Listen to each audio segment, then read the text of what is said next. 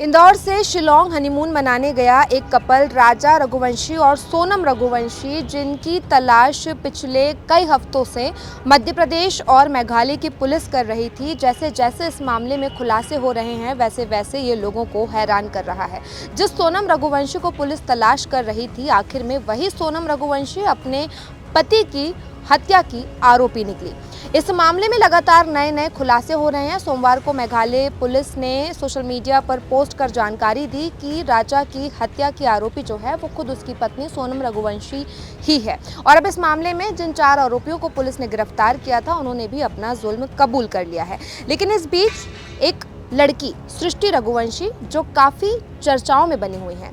सृष्टि रघुवंशी अपने आप को राजा की बहन बताती हैं। वो कहती हैं कि वो राजा के चाचा की लड़की हैं। जब पूरा देश आक्रोशित है, पूरे देश में सोनम को लेकर गुस्सा है, उस दौरान राजा की बहन सृष्टि अपने इंस्टाग्राम अकाउंट पर राजा के साथ लगातार एक के बाद एक वीडियो अपलोड कर रही हैं। इतना ही नहीं, इस दौरान सृष्टि के इंस्टाग्राम पर देखते ही देखते लाखों फॉलोवर्स बढ़ गए।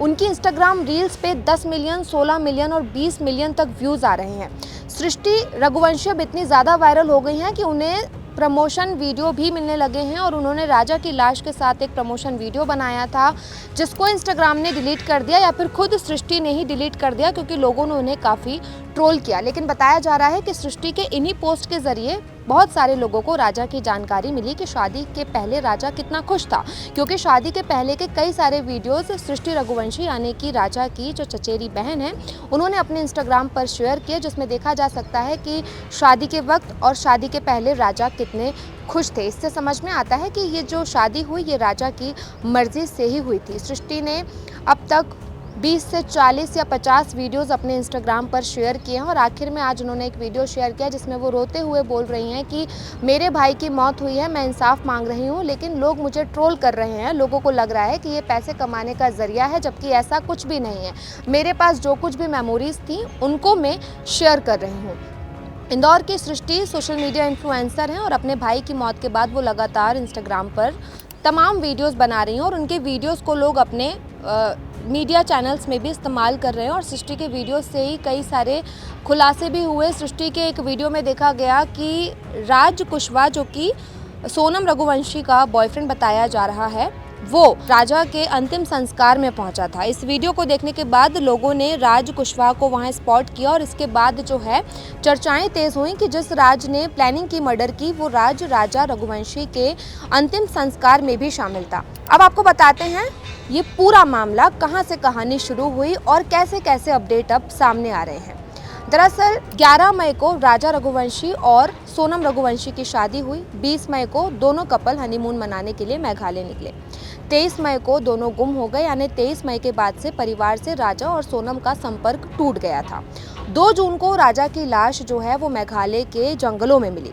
और इसी बीच जब सोनम रघुवंशी 9 जून को अरेस्ट हुई तो कुछ खुलासे हुए। इस खुलासे में ये भी पता चला कि सोनम राजा की मौत के बाद, यानी राजा को मारने के बाद, वो इंदौर अपने होम टाउन वापस आ चुकी थी। 25 मई को सोनम इंदौर में थी और इंदौर में राज कुशवाहा यानी अपने बॉयफ्रेंड के साथ एक किराए के कमरे में रुकी थी।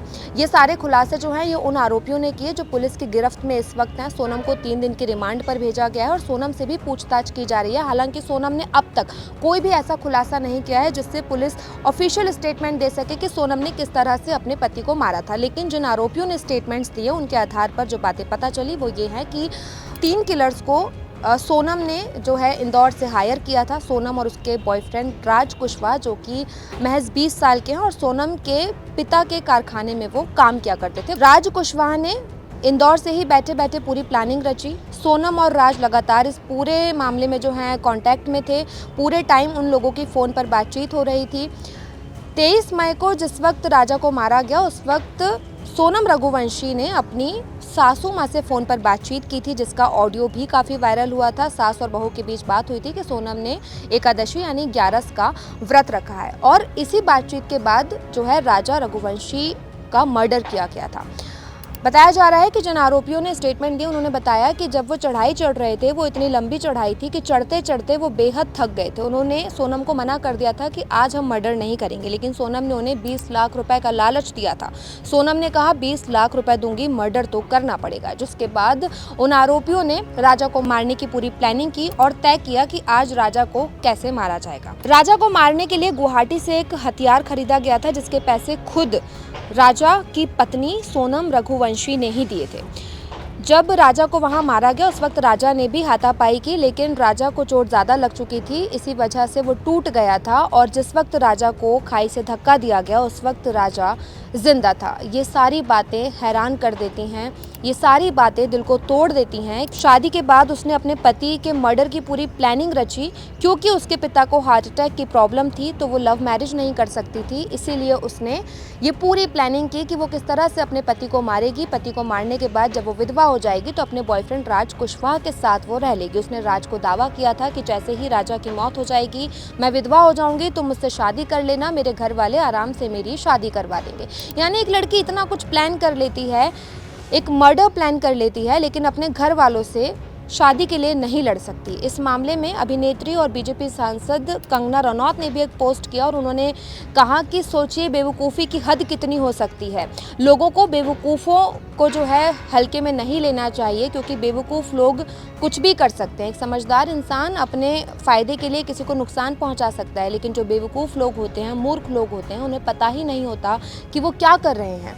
कंगना रनौत ने सोनम रघुवंशी पर ही ये पूरा पोस्ट अपने इंस्टाग्राम पर लिखा था और तरह तरह की प्रतिक्रियाएं तमाम नेता इस पूरे मामले में दे रहे हैं। अभी जो खुलासा हुआ है उसमें बताया जा रहा है कि इंदौर पुलिस ने ये बात कबूल कर ली है कि राजा रघुवंशी की हत्या हुई थी और इस पूरी प्लानिंग की जो मास्टरमाइंड थी वो उनकी पत्नी सोनम रघुवंशी ही थी। जिन 4 आरोपियों से पूछताछ की जा रही है, जिन 4 आरोपियों को पुलिस ने पकड़ा है, उन्होंने मेघालय पुलिस के सामने ये कबूल किया है कि उन्होंने ही राजा रघुवंशी का मर्डर किया है और इसके पीछे पूरी प्लानिंग जो है वो राजा की पत्नी सोनम रघुवंशी ने रची थी और सोनम के ही कहने पर उन्होंने ये पूरी प्लानिंग को अंजाम दिया। लेकिन अब सवाल ये उठ रहा है कि आखिर सोनम रघुवंशी इस पूरे मामले के बाद इंदौर आई, इंदौर के बाद वो गाजीपुर कैसे पहुंची। गाजीपुर के काशी ढाबे पर जो है सोनम रघुवंशी 9 जून की दरमियानी रात को पुलिस को मिली थी। सोनम ने खुद अपने घर पर फ़ोन लगाकर अपनी जानकारी दी थी। उनके भाई ने अपनी मां को फ़ोन करके कहा था कि सोनम की कोई गलती नहीं है, सोनम मिल चुकी है, मेरे इस ऑडियो को वायरल कर दो। जो माता पिता और भाई अब तक अपनी बहन के लिए लड़ाई लड़ रहे थे, अपनी बेटी के लिए लड़ाई लड़ रहे थे, वही अब बैकफुट पर आकर राजा के परिवार से माफ़ी मांग रहे हैं। वो शर्मिंदा हैं कि उनकी बेटी ने इतना बड़ा कांड कर दिया। तो वहीं सोनम रघुवंशी ने अभी तक जो बातें बताई हैं उसमें बताया जा रहा है कि उन्होंने कहा है कि उन्हें ड्रग्स दिया गया था, राजा को किसी और ने मारा है और सोनम ड्रग्स के नशे में थी, इसीलिए उन्हें नहीं पता कि वो ढाबे तक कैसे पहुंची। पुलिस अब इसी बात की जो है जानकारी ले रही है कि आखिर सोनम ढाबे तक कैसे पहुंची। लेकिन इंदौर पुलिस ने ऑफिशियल स्टेटमेंट दे दिया है कि इस पूरे मामले में हत्या की प्लानिंग जो थी वो सोनम रघुवंशी ने की थी। राजा रघुवंशी को मारने की प्लानिंग शादी के पहले से चल रही थी। महज 1 महीने के अंदर इस पूरी घटना को अंजाम दिया गया। इतने बड़े मर्डर प्लान को जो है वो इम्प्लीमेंट किया गया और राजा रघुवंशी जो कि 29 साल के हैं, उनकी शादी 11 मई को सोनम रघुवंशी से हुई थी। वो अनजाने में हनीमून ट्रिप पर गए थे। उन्हें क्या पता था कि वो हनीमून ट्रिप पर जाएंगे और उनकी ही पत्नी जिसके साथ वो जा रहे हैं वो उसका मर्डर कर देगी। इस पूरी घटना ने पूरे भारत को चौंका दिया है, पूरे देशवासियों में गुस्सा है। मंगलवार को जब राजा रघुवंशी के आरोपियों को एयरपोर्ट पर लाया गया, इंदौर एयरपोर्ट पर, तो कुछ पैसेंजर्स ने उसको जो है थप्पड़ मारने की भी कोशिश की। इससे ये अंदाज़ा लगाया जा सकता है कि आम लोगों में भी इस मामले को लेकर कितना गुस्सा है। मध्य प्रदेश के मुख्यमंत्री डॉक्टर मोहन यादव ने भी इस पूरी घटना को शर्मनाक, दर्दनाक बताया है और उन्होंने कहा है कि ऐसा बिल्कुल भी सोचा नहीं था कि जिस कपल को मध्य प्रदेश की पुलिस, मेघालय की पुलिस मिलकर ढूंढ रही थी, वहां एक पत्नी ही अपने पति को मार देगी। इस पूरे मामले पर लगातार अपडेट्स आ रही हैं। जो भी अपडेट्स होंगी वो हम आपको इस वीडियो के माध्यम से देंगे। अभी तक की जो कुछ भी अपडेट थी वो हमने आपको बताई। इस वीडियो पर आपका क्या कुछ कहना है हमें कमेंट करके बताइएगा। वीडियो अच्छा लगा तो लाइक और शेयर भी कीजिएगा।